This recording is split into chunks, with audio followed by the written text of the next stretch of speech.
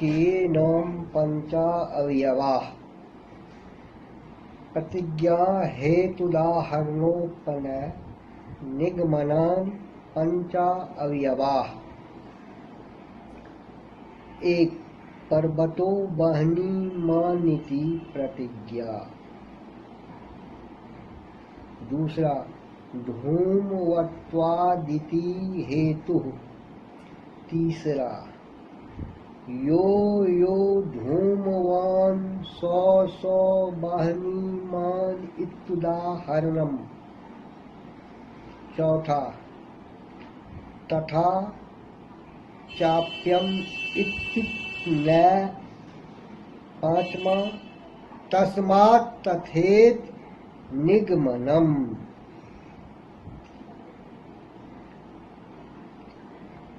अर्थात प्रतिज्ञा, हेतु, उदाहरण, उपनय और निगमन ये 5 अवयव हैं। पहला पर्वत अग्नि वाला है।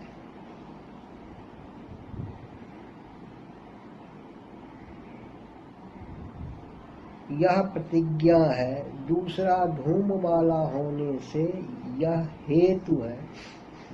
तीसरा जो धूम वाला है वह अग्नि वाला है, जैसे महानस, यह उदाहरण है। चौथा, वैसे ही यह पर्वत धूम वाला है, यह उपनय है। पांचवा, इस कारण से वैसा यह पर्वत वह्नि वाला है, यह निगमन है।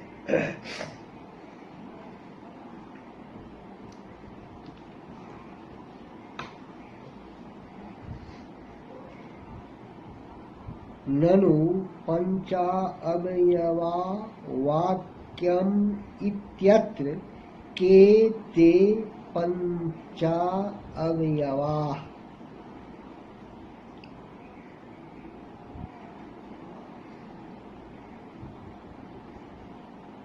अतस्तान दर्शयति प्रतिज्ञे।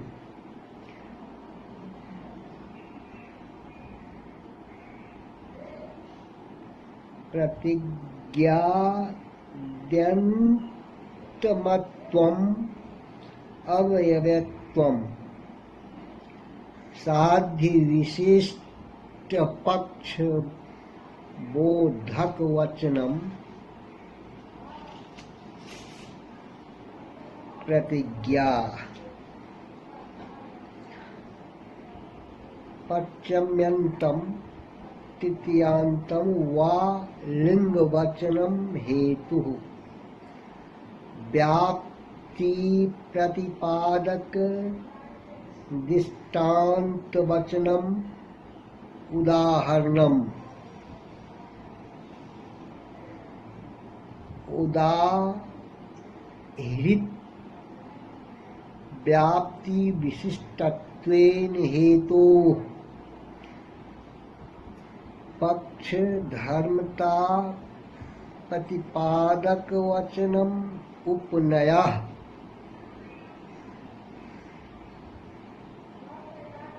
पक्षे साध्यस्य अबाधितत्व प्रतिपादक वचनम निगमनम्। इदमेव लक्षणम् हृदय निधाय प्रतिज्ञादीन विशिष्य दर्शयति। पर्वतो वह्निमानिति। अर्थात पंचा अवयव वाक्य को जो प्रार्थानुमान बतलाया है वे 5 अवयव हैं।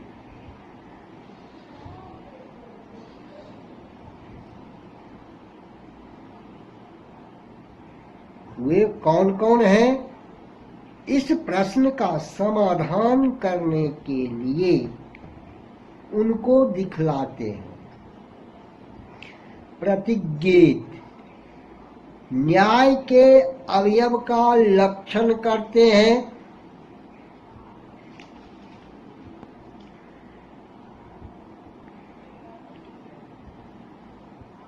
प्रतिज्ञाद्यंतमत्वम अवयवत्वम, अर्थात प्रतिज्ञा आदि में किसी एक को अवयव कहते हैं।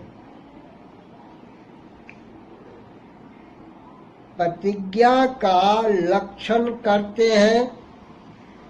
वहनी आदि साध्य से युक्त पर्वत आदि पक्ष का बोध करने वाले वचन को प्रतिज्ञा कहते हैं। हेतु का लक्षण देते हैं। पश्चिम यंत वा तृतीयांत लिंग हेतु के परिभाषण को हेतु कहते हैं। उदाहरण का लक्षण देते हैं। व्याप्ति का प्रतिपादन करने वाले दृष्टांत के परिभाषण को उदाहरण कहते हैं। उपनय का लक्षण देते हैं। उदाहृत व्याप्ति की विशेषता से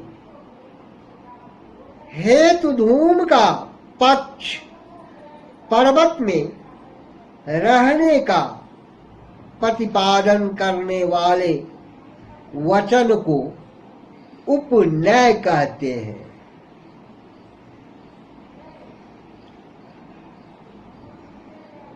निगमन का लक्षण देते हैं। पर्वत आदि पक्ष में वहनी आदि साध्य बाधित नहीं है। इस वात का प्रतिपादन करने वाले वचन को निगमन कहते हैं। इसी लक्षण समूह को हृदय में रखकर प्रतिज्ञा आदियों को एक एक कर दिखलाते हैं। पर्वतो वहनीमान इत्यादि।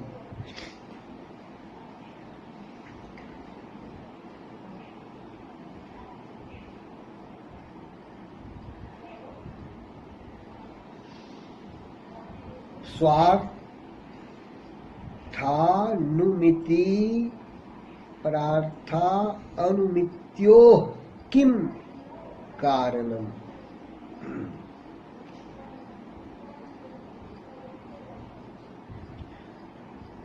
स्वार्था अनुमिति प्रार्थानुमित्योर लिंग परामर्श एव करणम। तस्मात् लिंग परामर्शो अनुमानम, अर्थात स्वार्थानुमिति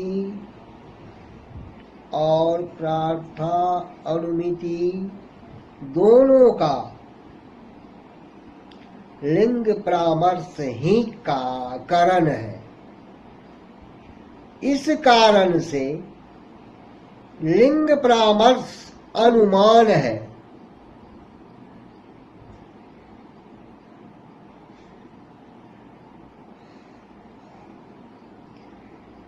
स्वार्थे ज्ञायमानं लिंगम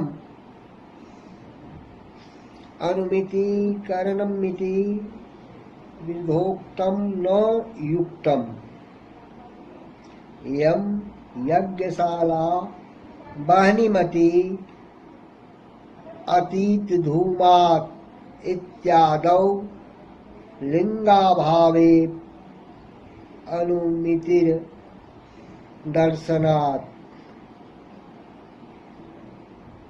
इत्यधि प्रायवान लिंग परामर्श एव करणम इति व्याचष्टे लिंग परामर्शेत अनुमान मुपसंहरति तस्मादिति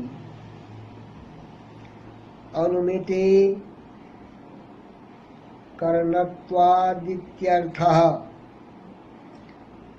अयमेव तृतीये ज्ञानमित्युच्यते। तथा ही महान सादौ धूमा अन्यो व्याप्तौ गृह्यमानायां यद धूम ज्ञानम तत् आदिमम पक्षे यद धूम ज्ञानम तद द्वितीयम अत्र बहनी व्याप्यत्वेन यद ज्ञानम तत् तृतीयम इदमेव लिंग परामर्श इत्युच्यते। अनुमानमिति व्यापारवत् कारणम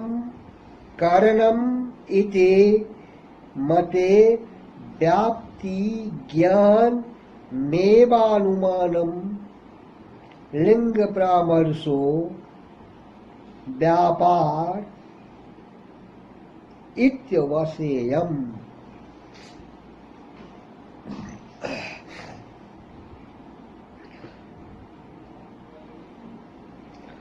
अर्थात स्वार्थित प्राचीन नैयायिक ज्ञायमान लिंग हेतु को अनुमिति का कारण मानते हैं।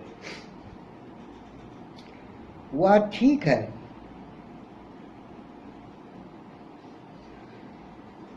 क्योंकि ज्ञायमान कहने से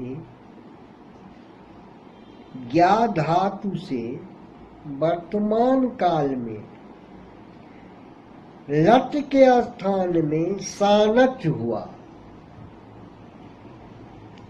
इससे वर्तमान का लिंग मात्र अनुमिति का कारण होना चाहिए था, परंतु इयम यज्ञशाला बहनीमती अतीत धूमात अर्थात यह यज्ञशाला आग वाली है।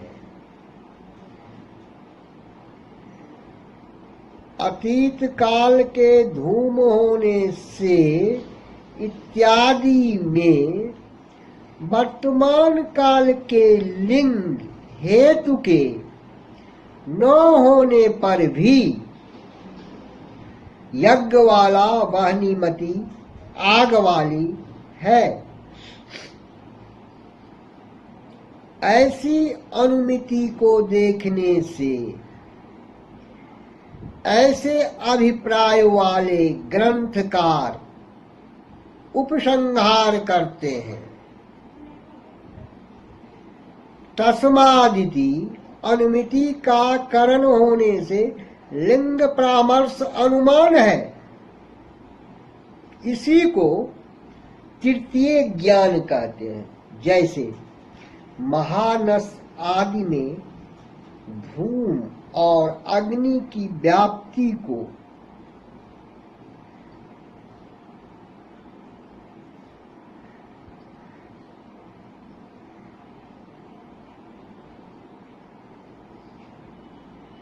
आश्रयत्वेन जो धूम व ज्ञान है वह तृतीय ज्ञान है। इसी को लिंग परामर्श कहते हैं। अनुमानमिति व्यापारवत् कारणम करणम, अर्थात व्यापार विशिष्ट कारण को करण कहते हैं। इस मत में व्याप्ति ज्ञान ही अनुमान है।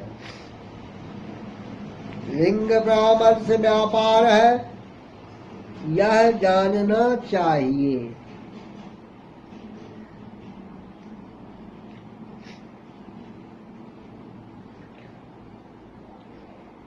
लिंगम त्रिविधम, लिंगम त्रिविधम अन्वय व्यतिरेकी केवलान्वयी केवल व्यतिरेकी चेति, अर्थात लिंग तीन प्रकार का होता है।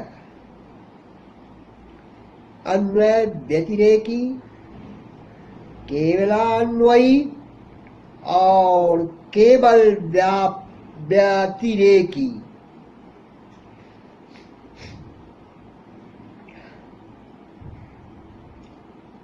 अन्वय व्यतिरेकी लक्षणम,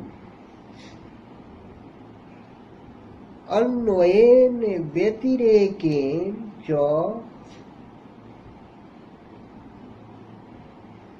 व्याप्तिं अन्वय व्यतिरेकी यथा बहनौ साध्ये धूमवत्वम्, यत्र धूमस्तत्राग्निर्यथा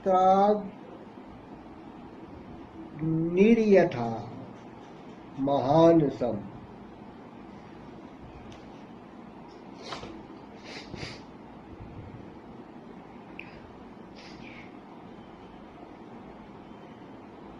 इत्य अन्वय व्याप्ति यत्र वह्निर्नास्ति तत्र धूमोऽपि नास्ति, यथा हृद इति व्यतिरेक व्याप्ति।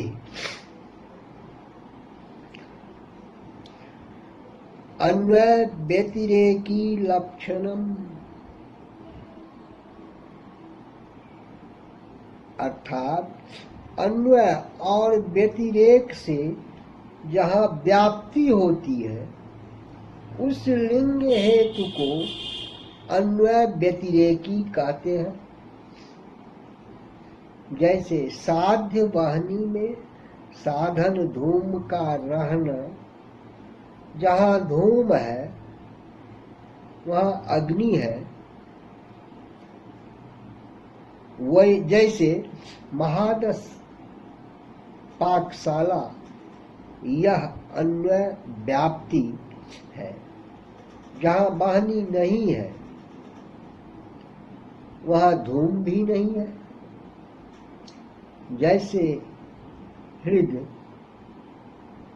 यह व्यतिरेक व्याप्ति है, तत्सत्वे तत्सत्वम अन्वय, अर्थात उस धूम के सत्व स्थिति में उस अग्नि का सत्व स्थिति यह अन्वय है।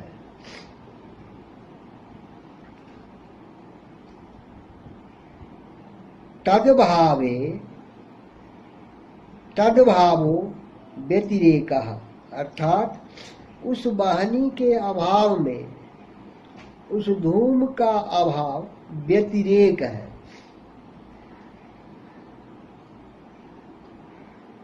इस प्रकार यह अन्वय और व्यतिरेक दोनों व्याप्तियों के होने से हेतु धूम को अन्वय व्यतिरेकी कहते हैं।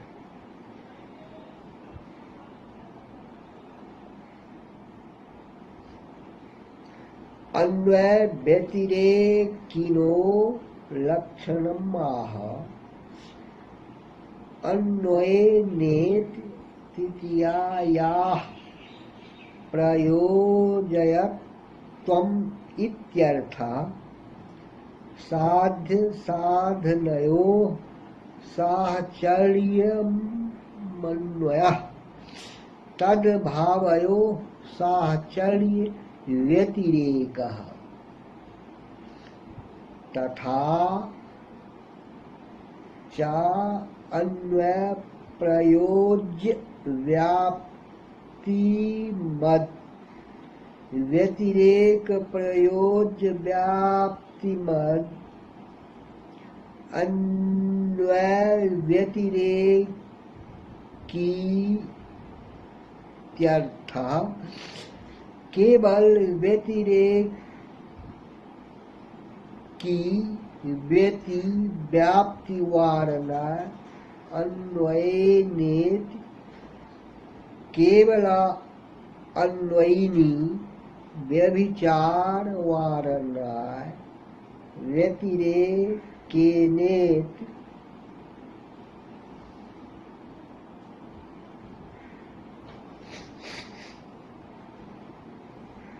तथा च अन्वय व्याप्ति रूप दर्शितैव व्यतिरेक व्याप्तिश्च साध्या भाव व्यापकी भूता अभाव प्रतियोगित्वम् इत्यर्थः। तदुक्तम्।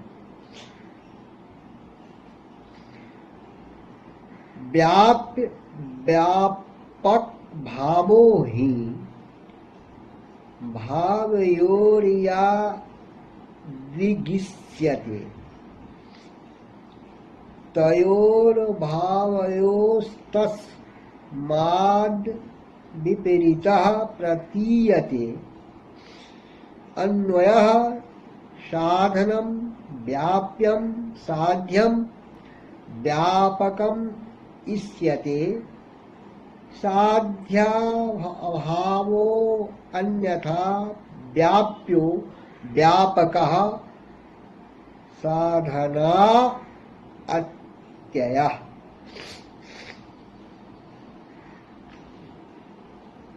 अर्थात अन्वय व्यतिरेकी लिंग का लक्षण करते हैं। अन्वय ने बहनी व्यापक होता है। इसमें तृतीया विभक्ति का प्रयोजयत्व अर्थ है। साध्य बहनी आदि और साधन धूम आदि के साहचर्य सहभाव को अन्वय कहते हैं। साध्य बहनी आदि के अभाव से और साधन धूम आदि के अभाव के साहचर्य को व्यतिरेक कहते हैं।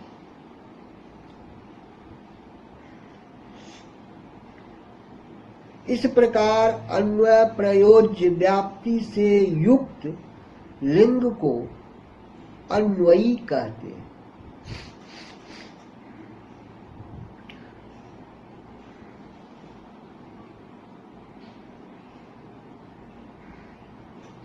व्यतिरेक प्रयोज्य व्याप्ति से युक्त लिंग को व्यतिरेकी कहते हैं। अन्वय और व्यतिरेक दोनों व्याप्तियों से युक्त लिंग को अन्वय व्यतिरेकी कहते हैं। यह तात्पर्य है केवल व्यतिरेकी में अतिव्याप्ति हटाने के लिए अन्वयन कहा है। केवल अन्वयी में व्यभिचार हटाने के लिए व्यतिरेकेन कहा है। इस प्रकार अन्वय व्याप्ति को दिखलाया ही है। साध्याभाव का व्यापकी भूत जो अभाव, उसके प्रतियोगी हेतु होने से व्यतिरेक व्याप्ति होती है। जैसे पर्वतो वहनीमान धूमात, अर्थात पर्वत वहनी वाला है। धूम होने से यहाँ पर साध्य हुआ वहनी, उसका अभाव वहन भाव, उसका व्यापकी भूत अभाव हुआ धूमाभाव, उसका प्रतियोगी हुआ धूम। अतः धूम लिंग में व्यतिरेक व्याप्ति का लक्षण घटित हुआ। जैसे कहा गया है, धूम और वाहनी अर्थात साधन और साध्य, इन दोनों की भाव व्याप्ति में जैसा व्यापक भाव होता है, अर्थात साधन धूम व्याप्य और साध्य वाहनी व्यापक होता है।